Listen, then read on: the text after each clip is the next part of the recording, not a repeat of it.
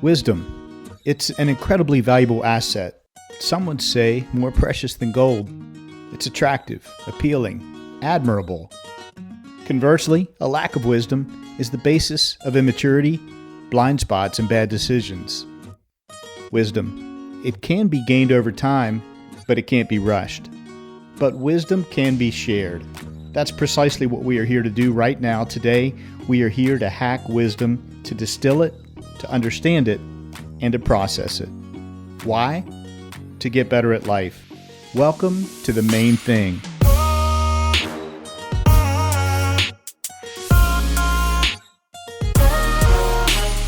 This is your new 9-minute podcast. I'm your host, Skip Linneberg, and I've set out to interview the wisest people I know. We'll see what we can learn from each one when they're faced with an incredibly difficult, soul-piercing question. Hello and welcome. If it's your first time here, I'm Skip Linneberg, and I'll be your host today, whether you're new or returning. So glad to have you here. Each episode, we bring you a concise, high-impact wisdom lesson from one of the wisest people on earth. Studying our guests' wisdom and learning together, we all get just a little better at this thing called life. Today, you're in for a real treat. Let's just say that today is a great day to be a Main Thing listener, wherever you may be. In just a moment, you will hear from Tony Caridi, the beloved longtime voice of the West Virginia University Mountaineers. We'll have fun as we explore his expansive wisdom, and even more fun, sharing stories from the annals of Mountaineer sports history. Whether you're a Mountaineer fan or not, even if you aren't much of a sports fan, you'll be glad you listened to this show today. You'll learn what it's like to work under the pressure of having to perform live at a high level before a national audience. Plus, you'll discover how a Hall of Fame broadcaster approaches the basics of his work. Last but not least, you'll hear Tony's insights on building an audience while earning their trust and loyalty. Before I bring Tony on mic with us, I want to encourage you to head over to our website, themainthingpodcast.com. Once there, you'll be able to access the many resources we bring to you to help you grow and increase in wisdom. This includes our twice-monthly wisdom newsletter, plus much, much more. Now, for our special wise guest, Tony Caridi. I had the pleasure of interviewing this legendary sports journalist who's a graduate of the prestigious Syracuse University Newhouse School of Public Communications. Tony is a 2022 inductee of the Syracuse University WAER Broadcasting Hall of Fame. He's a multiple winner of the West Virginia Sportscaster of the Year honor. He's also a published author, and he's the co-host of one of my favorite podcasts, Three Guys Before the Game. He and his wife, Joan, reside in Morgantown, West Virginia, where he joins us today. So lace him up and get ready. Over the next several minutes, you will discover why Tony Caridi is one of the wisest people I know. Tony Caridi, welcome to the Main Thing Podcast. Skip, it is my absolute pleasure to be with you. Well, I appreciate it, Tony. It's going to be great to explore some wisdom with you. And, I did a little math before you came on air, and I'm looking at 547 episodes of Three Guys Before the Game, one of my favorite podcasts, with a notable host. Average runtime of 67 minutes, Tony. So considering that I've listened to every single episode, not missed a one, that's 36,649 minutes of my time I've invested in Three Guys, 611 hours. Any guess how many days of my life I've listened to? 25 days, Tony. Let me just say this. Well, I apologize. I apologize that we put you through that. That's an amazing set of metrics. I tried to stop and I couldn't. That is wild. There's something there, exactly what it is. I don't know. We talk about it among ourselves. We talk about it when folks like you, bring it up and say, hey, they're listeners. We always ask those questions like, okay, exactly what is it? Why do you do that? Why do you give us your time? Yeah. And it's always various answers, but I think that probably the most heard one is the fact that it just makes people feel and for those that are outside of the state of West Virginia, it makes them feel like they're home. Yeah, yeah, for sure. It's part of a community. It's fun to be part of it, and I'm not at all remorseful about 25 days. What do you enjoy most about it? What keeps you going? I think the ability to just let it go. And so obviously, I've been, spent my life doing conventional radio. So conventional radio has commercials every X number of minutes. And so, for example, Sportsline, I just know we're going to take breaks at 15, 30, and 45. Okay. And so I think it's kind of like driving, but you have to keep putting the brakes on. And I think with podcast audio, it just gives you a freedom just to go. And for those that have listened to it, as you could tell, we just kind of go. And to me, Yeah. It takes away the guardrails that I normally operate under when I'm doing Sportsline. I feel that when I'm doing Sportsline, it needs to be more of for lack of a better term, more of an informational delivery, because you've got a finite amount of time. You're on for, basically, was it 54 minutes technically you're on? Sure. And so I think the podcast format with no time window in it whatsoever just lets us be us. And I think over a period of time, as it's gone on and it's evolved, that what people are hearing is exactly how it is, when we're not on a microphone or in front of a microphone. And I think that makes it more natural. Yeah. And I think that may be one of the reasons why people have listened to it. Tony, to help our listeners get to know you, not all of our audience are as familiar with you as I am and are not diehard Mountaineer fans. I was hoping that you would talk a little bit about your early years, growing up, where you grew up, growing up in your family business. Tell us a little bit about that part of your life, your early years. Sure. So I was raised in a place called Lockport, New York, which is approximately 25 miles away from Buffalo. It's in that Buffalo, Niagara Falls area. And I am one of three kids, two brothers, or there are two boys and a girl. Okay. And my parents owned and operated a grocery store in Lockport, New York, and it's that would be the quintessential grocery store that was literally in a neighborhood. Just homes, houses, houses, houses, and then there's the grocery store, and then house, house, house after it. And the background is that my dad came from Italy when he was 32 years old to the United States in 1957. Wow. And met my mom. And my dad's intention when he first came over here was not to stay here, but was just literally was a vacation, because he was in the citrus business there with his brothers, a big family business, and it was their off season. And he met my mom, and they married, and they bought a grocery store. And they were in that store for 52 years, 7 days a week. Wow. 9 in the morning until 10 o'clock at night. And that is kind of our life. And we didn't have employees; they just had kids.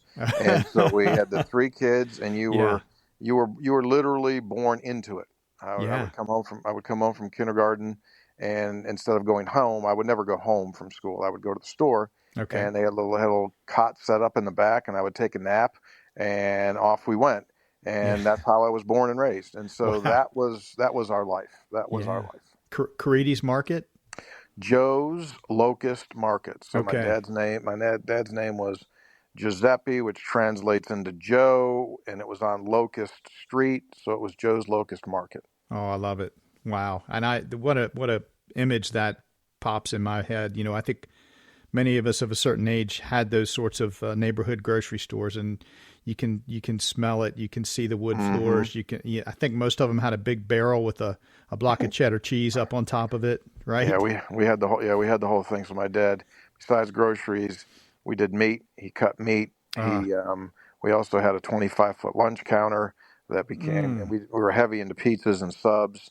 And then Wow. eventually later on, we did soft serve ice cream. So yeah, it was the full deal. Wow. My grandfather on my father's side was a meat cutter in one of Hmm. those markets, Piccolomini's Market in Martinsburg, West Virginia, right there on the corner of Winchester Avenue and King Street. Awesome. I hear you talk a lot about cooking, and I love to follow what you share with us on the audience and on social about cooking. Do you think that imprinted on you with that life experience? I do. And I think it was as much of the store, being in the store and being around food, as it was just what food means to the Italian culture. Oh yeah. Because although my dad was, from Italy, my mom was born here, but both of her parents were from Italy. And so it was the culture of Italian food that I think is what, kind of still keeps me into the world that I'm in, loving it and enjoying it. And because for those that, have been around it, I mean, food is the centerpiece of basically everything, Yeah, yeah. I'm married into an Italian family. I totally understand that. For example, there's a sick family member. Last night after work, we scrapped our plans. We went to the store and we made the Italian chicken orzo lemon soup because that Awesome. has the healing power. And you take, when someone's sick, you take that pot of soup over and they magically get well in a day or two. And so That's it. that's what we did last night. Oh, buddy, you have, Yeah. yeah, you're right in that line. Yeah, that's kind of how we were. Watching you and following you and listening to you, I know that you're a hard worker. I feel like that's part of one of your values. And did you get that work ethic from growing up in the market? There's no question. Yeah, Yeah. absolutely. So I think that both, obviously both of my parents were raised in different times. So literally, my dad was born just a few years before the Depression. Mm, And so I think both he and my mom, were born and raised in that era, and they continued to have that scarcity mentality throughout their right. lives. Right. Despite the success that they had within their business, it was always that fear because they had seen, my dad just saw unbelievable things. You got to remember, I mean, raised in the Depression, World War II, the Hmm. bombing that was in Italy. He Yeah. was from Calabria, and the bombs, being Sicily is only 3 kilometers away from where he was, just across the Strait of Messina, the Oh, bay. wow. And he saw it all. And I do think those life experiences forever just changed the way that he thought and the way that he rolled. And so, yeah, there's no question that it imprinted on me as well. What do you love about sports and sports journalism? Sports is that one thing that's still out there that is a reality show, and you truly do not know what the outcome is going to be. And I think that is why people very anxiously look forward to sporting events because they probably have a feel. They think they have a feel what's going to happen, but there's Yeah. always those times, those moments where things happen that just force you to one, never forget, and two, to keep you coming back. So Yeah. to me, the excitement of the unknown and then having the honor of telling that story, describing Hmm. that story while it's happening, to me, that is what makes me really excited about it. Did you always know that this is what you wanted to do, or at what point did that light bulb go off and you're like, hey, I think this is my thing? According to my wife, I am unusual in that I pretty much knew where I wanted to be and what I wanted to do long before many other people have that moment. Okay. So I can think back all the way to fifth grade when I first started to kind of like become obsessed with the radio Hmm. and listening and doing those kind of things and interacting with the radio station, morning disc jockeys calling in, winning a silly contest, and doing Right. those kind of things. And so I was always intrigued by it. And Hmm. then that just evolved through the years. Started to do, you know, acted in plays like when you're in 5th and 6th grade, 7th grade. I think I did it all the way up till 8th grade, and then Yeah. started doing public address announcements in school. And then that just continued to grow, got involved in an Explorer post and really saw a radio station for the first time. And then when I went to school, I just went as a communications major, got a real taste of like doing it. And I went, okay. And then in my freshman year, a guy asked me if I would go out and do a high school basketball game with him on the campus radio station. And we sat in the stands. So you guys were up at Syracuse, right? No, actually, I started at a different school. I spent my first 2 years at a school called the State University of New York at Geneseo, SUNY Geneseo. Okay. And I was there for my first 2 years. And at the end of my freshman year, I was able to get an internship at a television station in Buffalo. Spent the summer there, and that was an eye-opening moment as to what the world and the business was really like. And so by the time I went back for my sophomore year, I realized that I needed to get into a program that was a little bit more robust.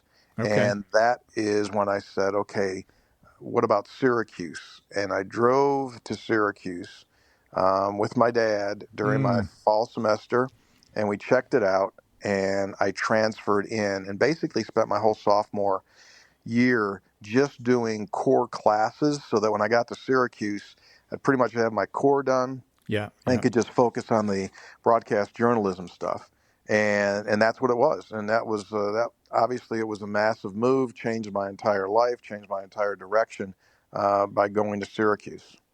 And an esteemed school of journalism there and broadcasting with the likes of, help me out, Bob Costas, Mike Tirico. Oh, we can go a bunch. We can go Marv Albert. We can go Dick Stockton, Len Berman, Sean McDonough. Ian Eagle, who's come into fame. Yeah. Just tons and tons of guys that have come through here. We were in a really good class. I had Sean McDonough and I were suite mates my senior year. Greg Papa, who's the voice of the San Francisco 49ers, was in that class. Dan Ford, who's the voice of the Cincinnati Bengals and the Cincinnati Bearcats, was a year younger. Jim Jackson's the voice of the Philadelphia Flyers on TV. Okay. So just a ton of guys. We had a great group of guys, and that's just continued through the years. What a list of all-stars in the industry. That's incredible. What about playing sports? Do you also like to be a participant? When growing up, I was a basketball, baseball guy. Soccer to an extent. Okay. And obviously as you get older, you kind of realize, okay, what's the viability of going forward? Yeah. And I looked at it and went like, broadcast booth, that's your best place. And that's kind of where it ended. Tony, I want to shift to leaving New York State and Syracuse and coming to West Virginia. I was at WVU, studied engineering there. So I was on campus from 84 to 88. Looks like around the time that you came there, you came around 88, didn't you? Actually came in 84. Oh, wow. Okay. Yeah, my first year was your first year. So okay. I started here in August of 84. Okay. And so, gosh, that's 40 years now? Yeah. 40 years. Yeah. Morgantown's home, right? It is. Yeah, it is. It is. And my dad always used to kid me because when I first came out, as you know, in the broadcast world, people just bounce around a lot. And so when I took the job here, I said 6 months. I said, I'll be here 6 months and then I'll go. And many, many years later, he would always say, 6 months. How's that 6 months going? Pretty good. 6 months going pretty good. That's awesome. That's awesome. That's how it all went down. Tony, it was when you looked like you were going to have a permanent role with West Virginia University and becoming a voice of the Mountaineers, if not the voice of the Mountaineers. I'm curious to know how you approached kind of gaining acceptance, because at least back then, maybe to a lesser extent now, West Virginians were protective and kind of, colloquial and not incredibly receptive to outsiders. And I wondered if you had a strategic approach to how you were going to gain acceptance amongst West Virginians and the people across the state.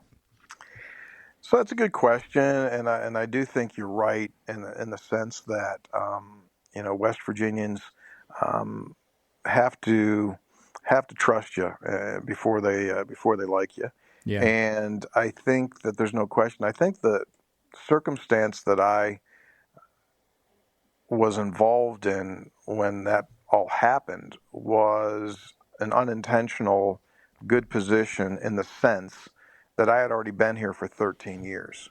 And so I think the acceptance was much easier, Mm-hmm. although it wasn't perfectly smooth, but much easier than it would have been had they gone out and brought in someone that people weren't familiar with. And Because, you parachuted in, and all of a sudden there's this guy, Tony, who's he. yeah, And that oftentimes doesn't work well. And I've seen it happen in other schools at other markets. People just okay. go like, wait a second, we're not taking this guy. And so, I mean, I had already been on the Mountaineer Sports Network doing other things, right? Started doing feature reports, and then I did, believe it or not, color on the old MSN football delayed broadcasts. And then I Okay. started doing play-by-play, and then I was doing MSN television play-by-play in basketball Mm-hmm. and did women's basketball on radio. And so I had done enough stuff.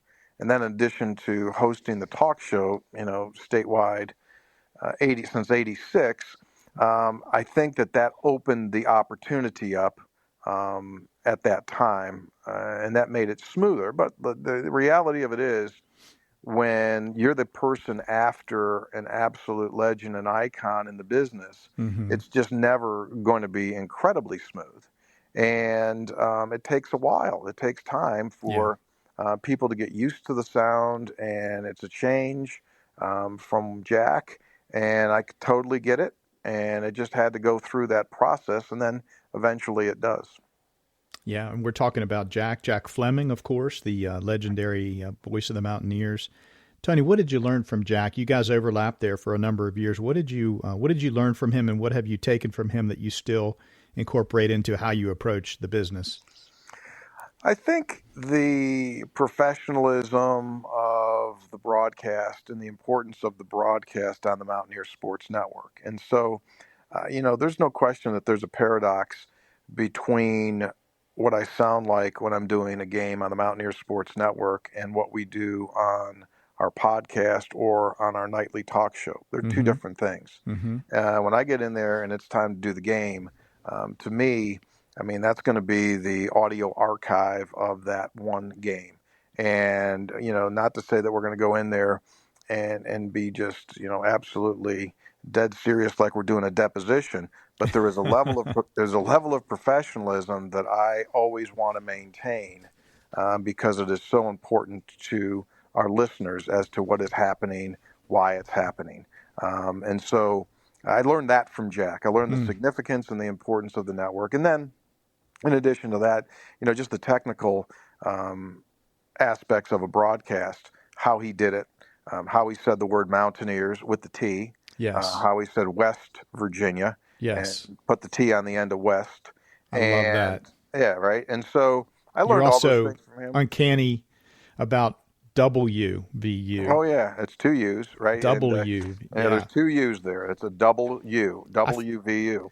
and I feel like Uh, you honor the institution the way you carefully present it. well, sure, I think you have to. I mean, I truly do. I mean, so the network has its own life, right? This network was the brainchild of really two guys, Mike Parsons, who for years served in the athletic department at West Virginia, and Dale Miller, Sure. who Mm-hmm. was the president of West Virginia Radio Corporation. Those two had a passion for the network that was unparalleled. Mm-hmm. They wanted it to be the absolute very, very best, no question about that. Like, we can't control how many games West Virginia would win or they would lose, but we knew that every time MSN went onto the air, that we could be the absolute best network out there. And Dale was absolutely obsessive to that end, and he accepted nothing but Mm. excellence. And that made everyone on the broadcast, whether it was me or Hoppy or whomever, it made you absolutely bring your A game, because if you didn't, you'd be failing everyone else around you. And that would be the lesson that I took away from that experience. And then as Yeah. far as, the X's and the O's, I absolutely would ask Jack, about formations, and like how you call this, how would you call this, what would you say here, how do you do that? And then I listened to him and saw what he did, and he was masterful and in the craft of doing it. So I took a ton from him. Yeah. Yeah. I think of the scene setter, especially prior to a football game. You tune in and he starts into that scene setter, and you can feel the breeze on your forearm, and you can see where the moon is in the sky, and you can sense the mood of the crowd, and all. It's just it gives me goosebumps talking about it, and you've carried that forward, and we just love that when we're listening. I appreciate that. Yeah, Jack was besides being a great announcer, he was a great writer, as you could hear on those scene setters. Oh yeah. And the thing about him that I don't have the guts to do, he would go into the booth like 90 minutes before the game, whatever it was, and he'd take out a long legal pad and he would handwrite the scene setter. And like I get a little nervous when I do mine the morning of the game. I normally do it the night before the game. Right. But he would go in there and he would stroke it out with a pen. Oh my gosh. And hold the legal pad up, and then he would read that thing. Can you imagine? Wow, that's a cool glimpse behind the scenes. Tony, this is going to be an impossible question, I would sense, but I'm going to throw it out there. And, we may keep it, we may cut it, but you've called thousands of basketball games and football games. What's one football game that stands out to you? Well, that question's kind of like asking which one of your kids you love the most, right? I know. That's fine. I'm so no, that's sorry. good That's because you're certainly not the first one to ask that, and not to be evasive in the answer, but I think that there's probably a collection of games in which the result was unexpected that makes those games the ones that you would at least put into the group that you would say, okay, this is the biggest or this is the best. And so to me, a couple that just pop out, and they're going to be the ones that folks, remember the most. And, it would be the Sugar Bowl in Atlanta against Georgia because it was basically a home game for the Bulldogs. They just won the SEC conference championship there in that stadium a few weeks earlier. And West Virginia goes out there and, just puts together a fantastic, memorable night. And then the other was, after Rich Rodriguez had resigned and Bill Stewart took over, and we went to the Fiesta Bowl and played an Oklahoma team that, had an eventual Heisman winner in Sam Bradford. And people before that game, gave West Virginia, almost no chance whatsoever. And West Virginia went out there and steamrolled them.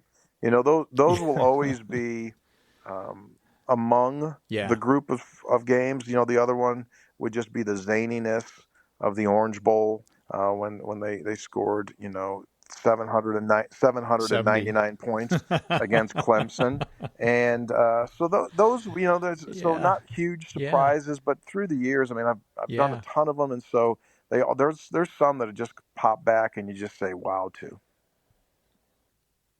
That Oklahoma Bowl victory, Fiesta Bowl, right? I stayed up so late, and I feel like you guys did extended coverage, and that feeling of that upset win and the euphoria that came with it, as I just remember staying up till about like 2 a.m, some ridiculously stupid late time, and you didn't want that to end. You just didn't want that to end, and as I recall, this may be not totally accurate, but there was even the radio coverage went into, we're hearing reports that Coach Stewart may be appointed from the interim to head coach, and things are moving in that direction. It was just so thrilling, so much drama, so much excitement, and didn't want that evening to end. No, we went super late post game, came back to the hotel, and it was as if it was 7 o'clock at night. The place was just going crazy, and you're right. I think I slept 2 hours, and I got the note. I got the note that said, "Hey, there's going to be a press conference tomorrow morning before we leave to go back home, and Stu is going to be named as the head coach." So that literally happened in a series of hours, which makes it even more memorable. So this is from my better half, Lisa Linneberg. She says, I want to know from Tony how he handles the ups and downs of WVU athletics, and is his job tougher for him personally when our teams are having a weak or losing season? So I handle it better now than I did when I was younger. I didn't do well with losses, for a pretty good long period of time. And then I think you get a better sense of perspective, and you kind of are able to digest those. And the second part of the question is, do you struggle, more when the team is struggling? And I don't think there's any question to that, because everyone wants to win, and we do understand that you're not going to win every single game. But when things are not going well, and there are things that are happening that you see, and these are the reasons why things aren't going well, that becomes frustrating. And then you add on to the fact that no one's going to stop playing the games. You still have to go through it. That's when it becomes kind of upsetting. Most recently, this past basketball season, you go 9-23, and you never won back-to-back games the entire season. Now, you knew going into the year that it was going to be just a year unlike any other because of the absolute bizarre circumstances that surrounded it. And so you can kind of go into it saying, like, hey, I know success compared to how we normally have it is going to be limited. However, when it happens and when it's happening, it still was hard, and it still was very, it was disappointing. Thank you for being so candid there. Thinking about this past basketball season and kind of dialing back to what you love about sports, Lisa and I were away in late January. We went to Fayetteville just for a getaway weekend. And so we're sitting at the new Secret Sandwich Society in Fayetteville. First time we had been there since they reopened and remodeled. And we're sitting at the bar, and someone says, oh, the Mountaineer game is about to wrap up. Well, we hadn't been following it, so I pull up the app on my phone, and I discover that there's 5 minutes left, and we have a chance to beat Kansas. And so there we go. We turn the phone sideways for the bigger screen, and we put that up, prop it up against a salt shaker, and we're watching, listening to you and watching the last 5 minutes of the game there from the restaurant in Fayetteville, and lo and behold, we pull off a stunning upset. Great days. Those are great memories, aren't they? Those are. We all have our little. Hey, I was here when this happened. I was here when this happened, and I mean, obviously, those are few and far between this season, but those are always special. Yeah, mathematically, we didn't have a chance. We weren't going to pay attention to it, and then you just get sucked right in. Those are the best. Well, like I said earlier, those are the best ones. When you don't expect to win and you win, those are so much more enjoyable than the ones when you're supposed to win and you do win. It's just they're different, and that's I think that 100%. Underscores sports fans as a whole, but I think it particularly underscores West Virginia sports fans, and that goes to just that belief that permeates our state, that tell us something that we can't do, and we'll show you that we can. And I think that is why there's such great passion for our sports teams through the years, because they have always been built on that kind of a mentality, or at least some of the most memorable teams have had that underdog mentality, and that just gets everyone so much farther bought in. And this past football season, they used the fact that they were picked to finish dead last in the conference, and they used that as an absolute catalyst to what they were able to do. And I think that kind of embodies, West Virginia sports fans, and that makes it more enjoyable when you're able to do that. We're a group of Davids. Just show us a Goliath. Yeah, and I truly believe that, and that's a good thing. That's a good thing. I think that's what has always kind of attracted me and kept me here, because that's kind of, how I was raised as well. That's kind of my background. My dad, obviously had never been in the grocery business in his life and didn't speak a word of English. And he said, okay, I'm digging in, and no one's going to stop me. And he did. And I love that mentality. I really, really love that mentality. 192.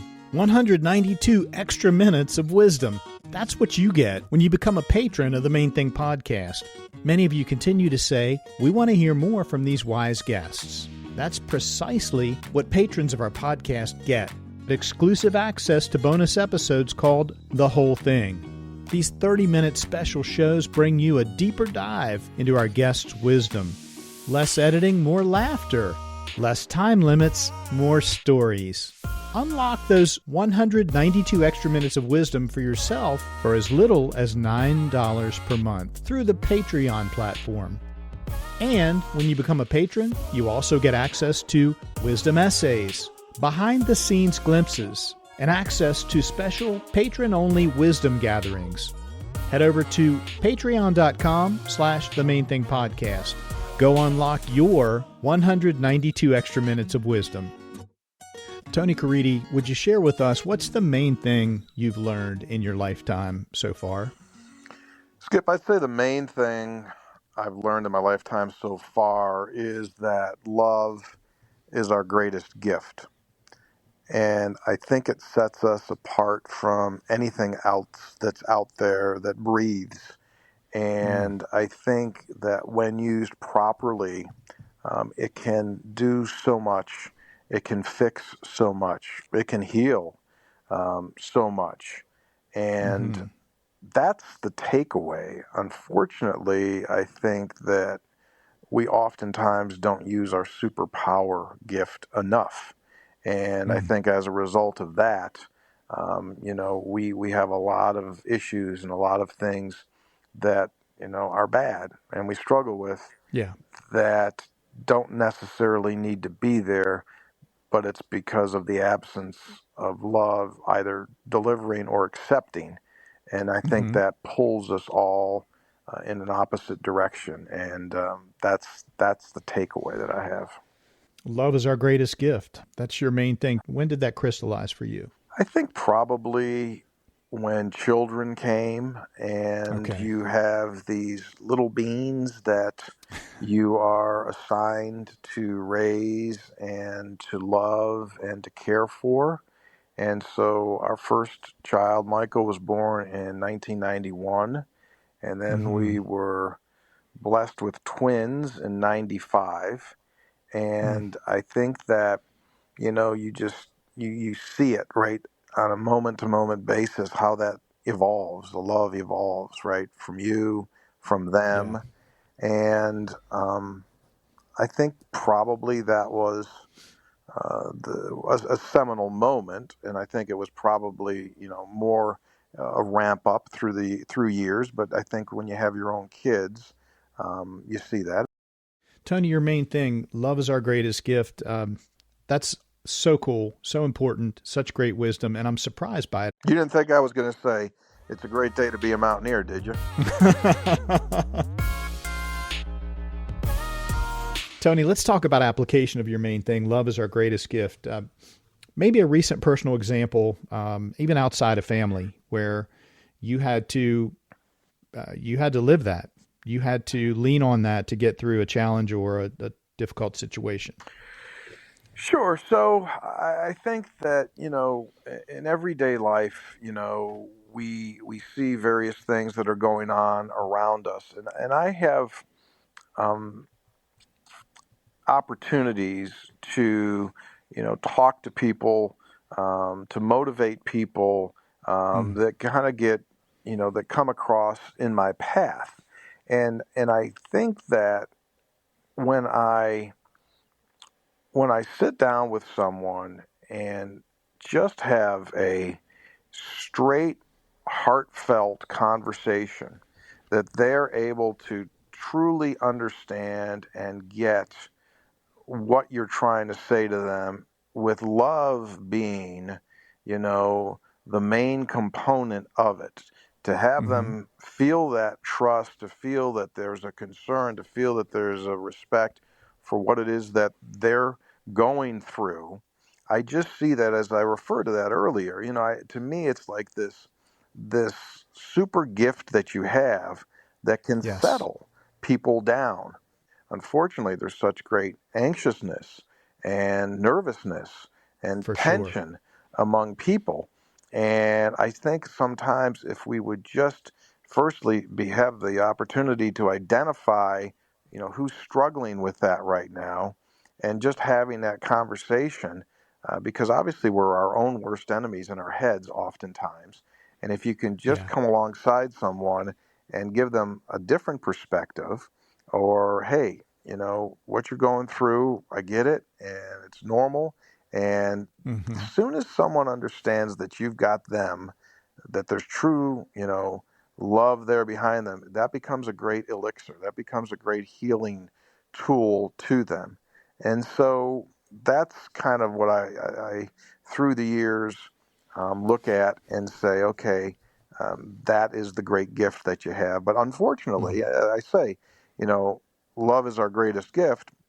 But unfortunately, love is also the gift we probably don't use enough. Yeah. Yeah. Very well said. Very well said. Tony, I think we're both Christians. We're both Jesus followers. And I think this love main thing has an element of faith to it. And I think I can't help but think about the concept of grace in the context of this discussion of love, that grace is unmerited favor. Hmm. Someone didn't deserve love, but you gave it to them anyway. It's transformative, isn't it? Hmm. Sure. Like, so my definition is undeserved forgiveness, right?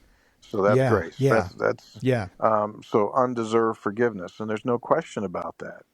But the world that we're living in now has become so much. You could have God rule, and you can have self rule, and you want to throw in another mm, category, you could have man rule. And by that I yeah, mean the rules that men have made, that this is right and this is wrong, right? And we can yes, get into such a wrong road and go down such a wrong road if you adhere to those things that are man made or obviously self rules, right? And I so, and agree. so to me, when you get into those kind of issues or those situations, like where do you go? Well, just go refer to Jesus. Like, forget about everything else that could have come down through history that was Yep, man created, and just yep, go to the word and, like, what mm-hmm, did he say? Follow that and forget about everything else. If we were just to do that, right? If yeah, we were just to do that, so much of the stuff that we're dealing with today and all of these controversies and all of these issues and all of this craziness, it just goes back to the bracelet, right? The bracelet was right about 15, yeah, 20 years ago. What would Jesus do? Right. yeah, And so, like, just there was a reason why that thing kind of got popular and lasted for a while, right? Because that was the fundamental statement that we all mm-hmm, need to have, that we still need to refer to. But now people take things out of context and they take this piece or that piece to obviously to embolden what they want to believe. And they to say, substantiate their man role that they've exactly, created. 100%. So to Yeah. legitimize whatever it is that they're doing, that is the one thing that becomes undefeated. It's undefensible if you just do that. Yes, indeed. 100% agree. 100% agree.